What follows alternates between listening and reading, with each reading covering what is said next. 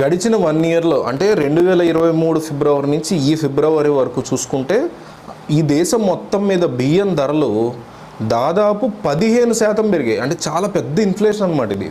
100 రూపాయలు ఉండేటువంటి వస్తువు ఒక ఏడాదిలో 115 రూపాయలుగా పెరిగిపోయింది అంటే చాలా పెద్ద ఇన్ఫ్లేషన్ కింద లెక్క.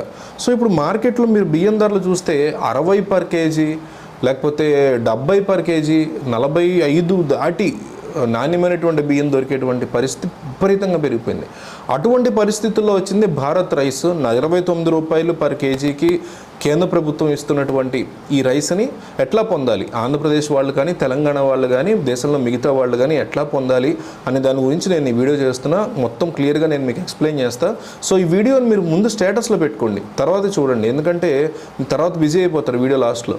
సో మీరు స్టేటస్లో పెట్టుకుంటే ఏమైందంటే తర్వాత మీరు చూసుకోవచ్చు, లేకపోతే మీకు తెలిసిన వాళ్ళు ఎంతోమంది ఈ విషయం తెలుసుకుని వాళ్ళు చక్కగా వెళ్ళి రైస్ తెచ్చుకుంటారు తక్కువ రేట్లో. కాబట్టి వీడియో స్టేటస్లో పెట్టిన తర్వాత కంటిన్యూ చేద్దాము.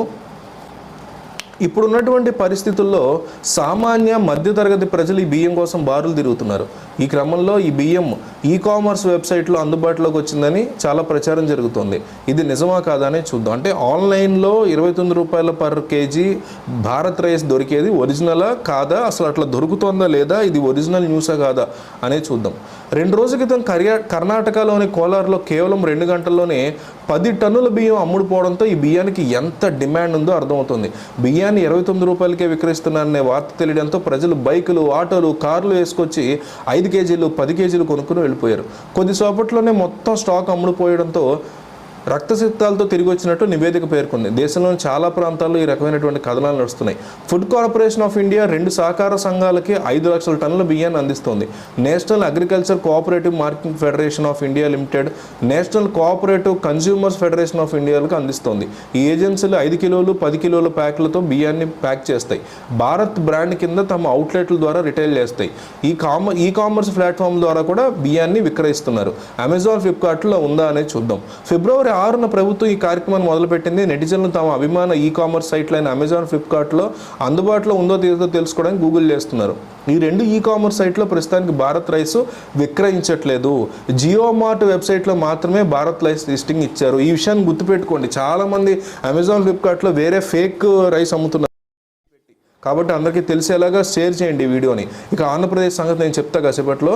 సో అమెజాన్, ఫ్లిప్కార్ట్లో భారత్ రైస్ 29 రూపాయల రైస్ లేదు. కేవలం జియో మార్ట్ యాప్ ఉంది, దాంట్లో మాత్రమే ఉంటుంది. ఈ విషయం గుర్తుపెట్టుకోవాలి. అమెజాన్, ఫ్లిప్కార్ట్లో చాలామంది కొంటారు తెలియక. సో ఇప్పుడు ఆంధ్రప్రదేశ్ సంగతికి వస్తే మరో 10 రోజుల్లో ఆంధ్రప్రదేశ్లో ఈ రైస్ రాబోతుంది.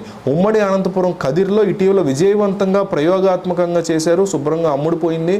సో ఇప్పుడు ఆంధ్రప్రదేశ్ సంబంధించినటువంటి అన్ని ప్రాంతాల్లో ప్రధాన నగరాలు, ప్రతి జిల్లాకి ఒక ప్రధాన నగరం ఉంటుంది కదా. నెల్లూరు జిల్లాకి నెల్లూరు, అనంతపురం జిల్లాకి అనంతపూరు, ఇట్లా రాజమండ్రి, ఈస్ట్ గోదావరికి రాజమండ్రి, ఇట్లాంటి ప్రాంతాలతో పాటు కాకినాడ, ఇట్లా చిన్న కాస్త మేజర్ సిటీస్ ఉంటాయి కదా, వాటన్నిటిలో కూడా ఈ 10 రోజుల్లో ఈ భారత్ రైస్ అమ్మబోతున్నారు.